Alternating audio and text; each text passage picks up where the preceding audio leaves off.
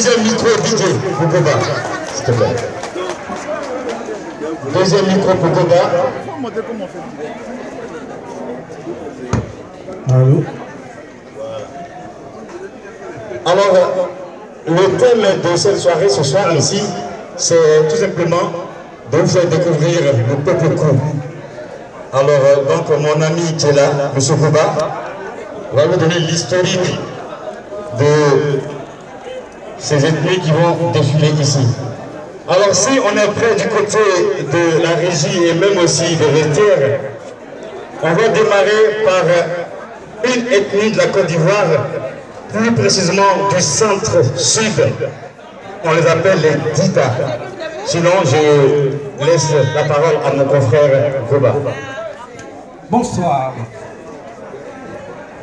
Bonsoir.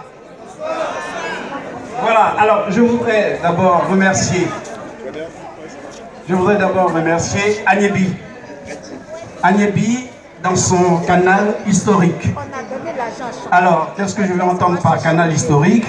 Au départ, Agnebi n'était qu'un groupe de femmes de Côte d'Ivoire, du sud-est de la Côte d'Ivoire. Et c'est là qu'on appelle l'Agnebi.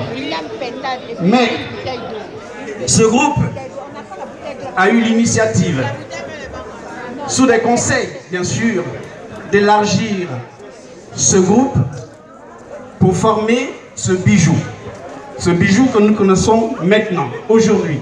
Et comme vous savez, lorsque vous avez un bijou, dans un bijou, il y a plusieurs saphirs.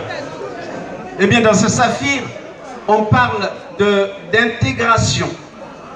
Dans une intégration, chacun vient avec sa culture, chacun vient avec son entité, chacun vient avec sa personnalité, chacun vient avec son identité pour former ce bijou. Vous pouvez extraire donc de cette bague qui brille de mille feux, vous pouvez extraire un saphir pour pouvoir le présenter.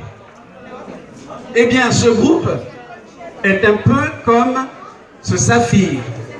Et dans ce saphir, il y a donc les différents groupes ethniques.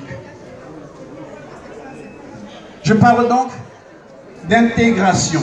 Ce n'est donc pas l'assimilation. L'assimilation, c'est tout autre chose. Quand vous avez, le matin, vous prenez votre café, vous mettez du lait dedans, vous mélangez le tout, il n'est plus possible de dissocier le lait du café. Ça, c'est l'assimilation. Ici, nous sommes dans un cadre d'intégration où plusieurs cultures vont cohabiter. Donc aujourd'hui, nous allons commencer. Nous sommes...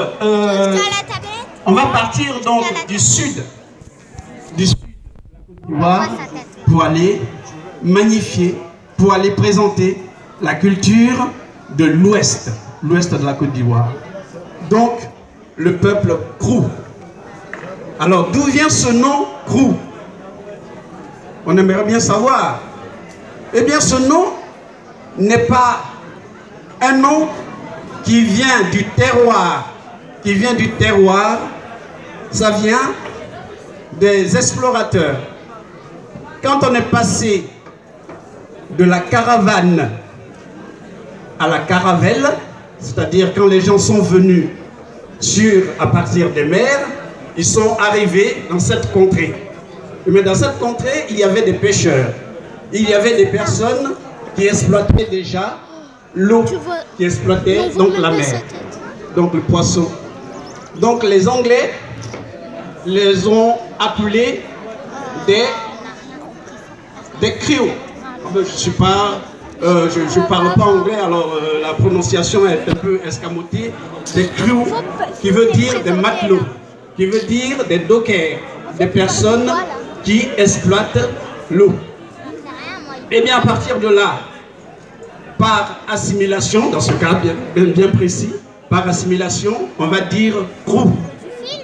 Au lieu de dire Kran, on va dire Krou. Dans ce groupe, il y a donc les Wè. Les Wè sont en fait la racine de ce groupe ethnique qu'on appelle Krou. Parce que tout ce qu'ils ont comme base, c'est-à-dire l'étymologie de certains mots, viennent de la langue Oué. Alors on les appelle les Ouégnons. Ouégnons, c'est-à-dire des gens du Oué. Eh bien, cette culture est basée sur, bien sûr, la culture en général, sur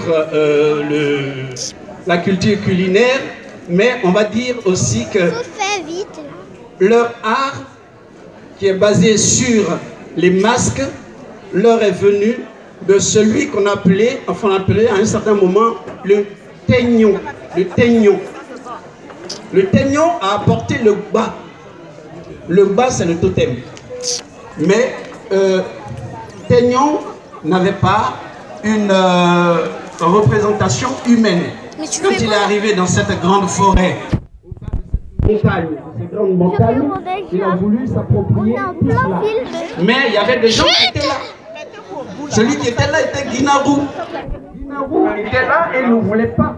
Il a toujours été très jaloux de son indépendance. De son indépendance. Donc, il va y avoir une confrontation. Il va y avoir des affrontements. Et finalement, le bas qui était le masque, celui que quelqu'un pouvait avoir, tout simplement, j'oubliais quelque chose, le Guinarou, c'est en fait le génie du perpétuel renouvellement. Le perpétuel renouvellement.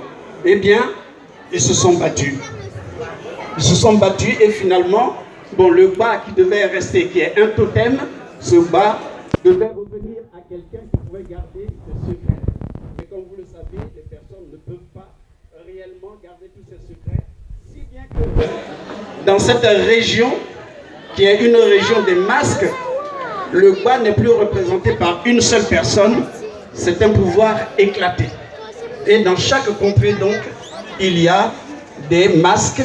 Il y a des masques qui représentent quelque peu, dans chaque partie, qui représente un peu ce bal. Donc voilà en général ce que c'est que le peuple Krou.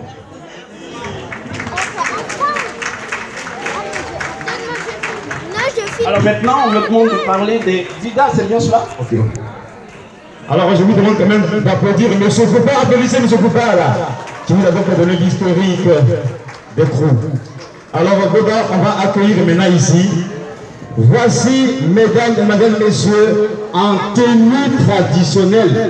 Voici les Dida. Les Dida, les Dida, les Dida.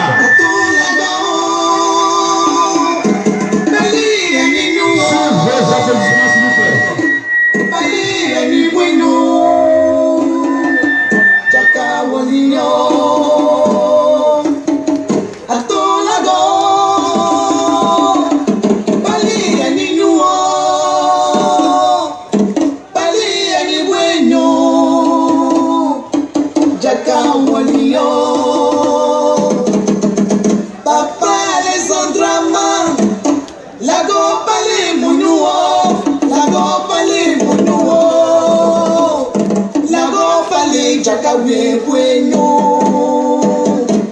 Applaudissements s'il vous plaît,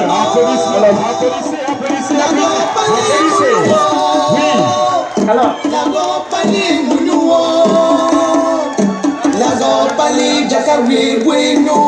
vous pouvez bien regarder cette dame. Cette dame qui porte une hotte. Aujourd'hui, n'importe quel enfant, dans n'importe quelle école, a son sac à dos. Et bien ça vient de chez les Dida. Le sac à dos que vous avez aujourd'hui vient de chez les Dida.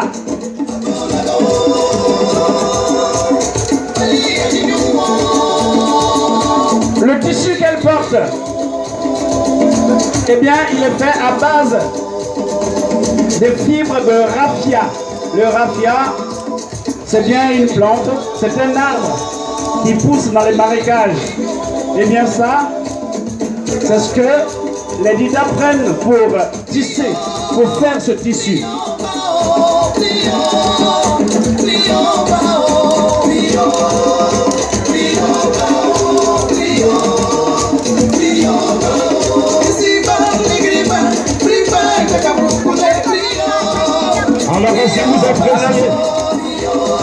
si vous appréciez, je vous demanderai tout simplement de les ovationner, s'il vous plaît.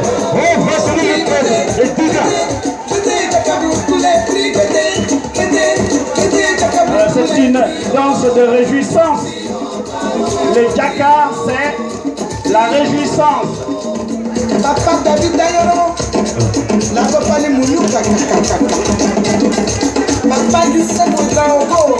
Alors, vous savez très bien que l'Afrique, on porte maintenant les enfants dans le dos. Mais alors, si cette femme d'Ida porte sa hotte dans le dos, où est-ce qu'elle met l'enfant? Elle va le mettre donc ici, là.